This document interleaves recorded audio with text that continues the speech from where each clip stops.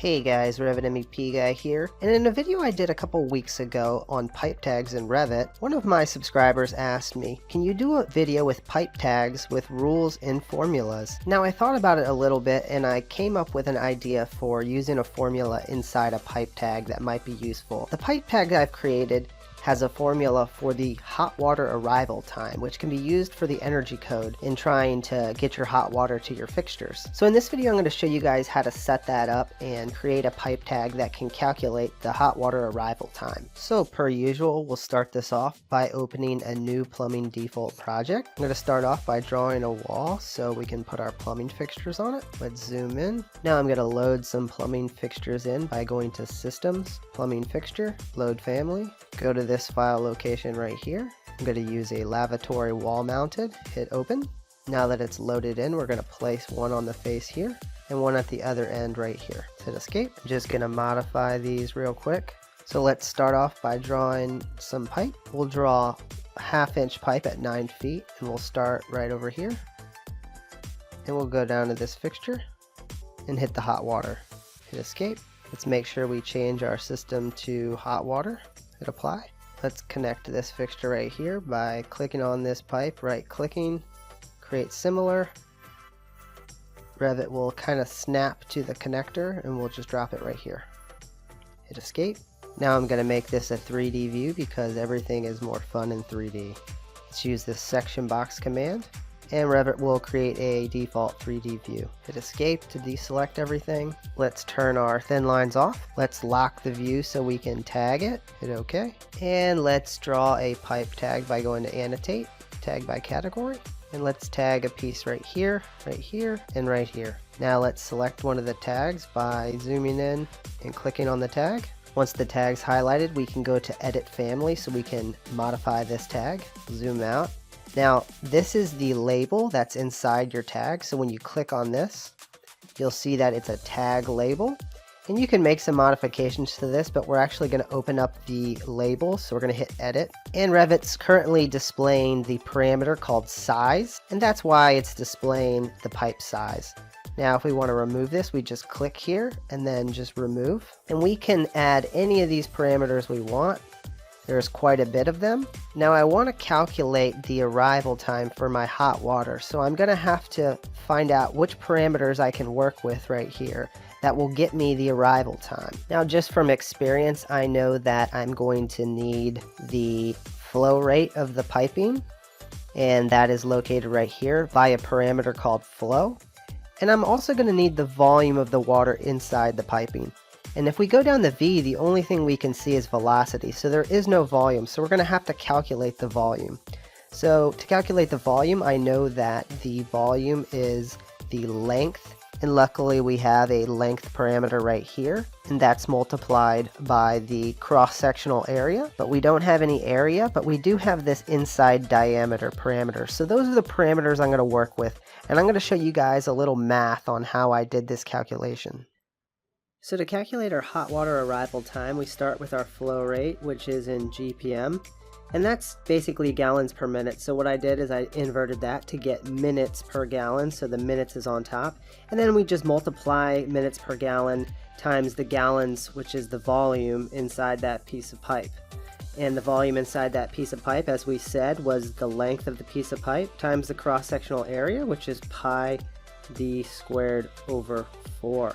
That's the volume. So what that looks like in an equation form is flow raised to the -1 power, so the inverse of flow, times length of pipe, times pi, times diameter squared over 4. And that will give us our answer in minutes. So we would also have to make sure that we get all of our units correct. And I'm going to show you guys while we put this into the formula how we get our units to match up and cancel out. So now that we're back in Revit, I'm going to go ahead and add that equation into this floor plan by just importing the image. And when I import that image, it tells me that none of the elements are visible in this floor plan.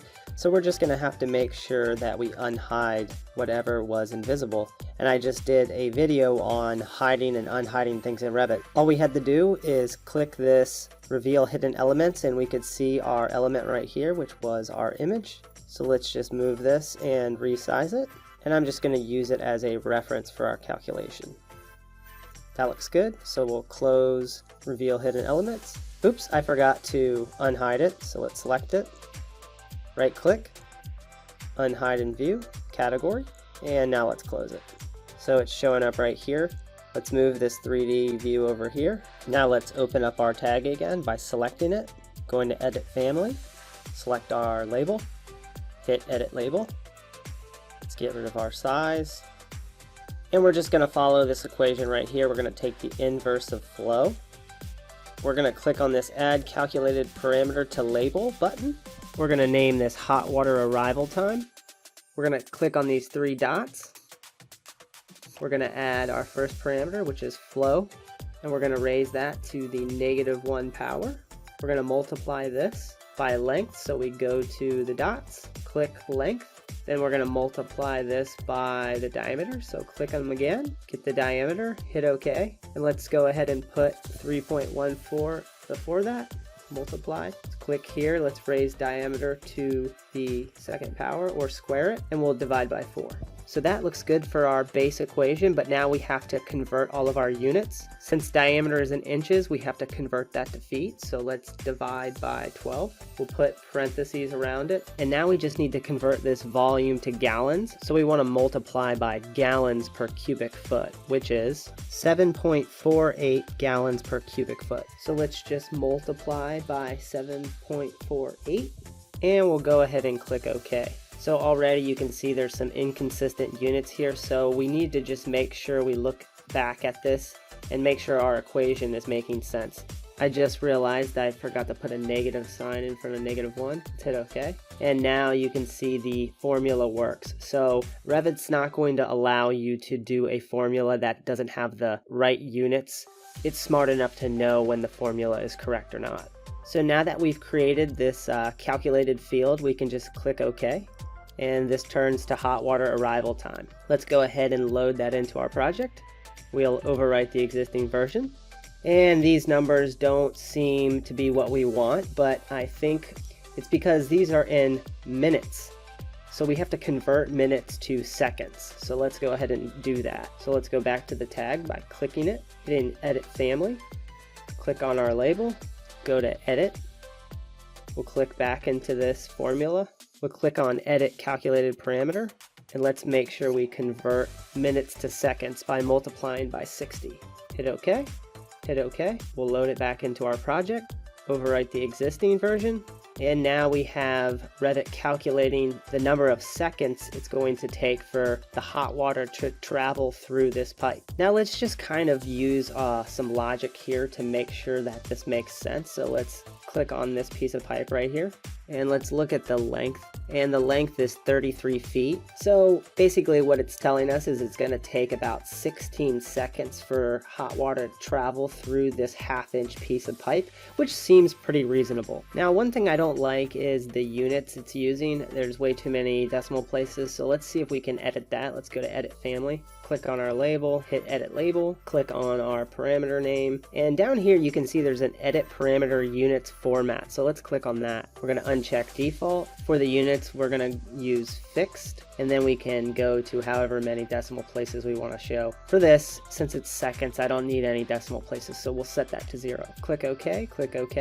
and we'll load it back into our project, overwrite the existing, and now Revit is displaying the amount of seconds that the hot water is going to take to travel through our pieces of pipe. Now, it's a good engineering practice or plumbing practice to never have more than 30 seconds to get hot water to a fixture, but I actually think that's not realistic. I think it should be more like 10 seconds. So in this case, we maybe want to decrease our pieces of pipe even smaller so that they don't hold as much water, or we maybe want to put in a recirculating pump so that the hot water is always traveling through these pipes, so it keeps the pipes warm right at the fixture. It's always a pain when you have to run the hot water for 30 seconds just to get it hot. So the last thing I'm going to do is I'm going to edit this tag even further. So I want to display seconds at the end of it. So I'm going to use the Edit Family button again. We're going to click on our tag. We're going to edit the label, and we're just going to add a suffix. And I'm going to put a space first and use SEC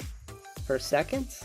Hit OK, and now seconds is showing up. Let's load it back into the project, overwrite the existing, and now we can clearly see that this tag is representing a time, which is in seconds. So let's test this out a little bit. I said earlier that we want to decrease the time it takes to get to this lavatory, and right now it's 19 seconds. So let's try to reduce that even further by making the pipe even smaller. So we'll tab all these pieces of pipe. We'll go up to the diameter and we'll change that to 3/8 diameter.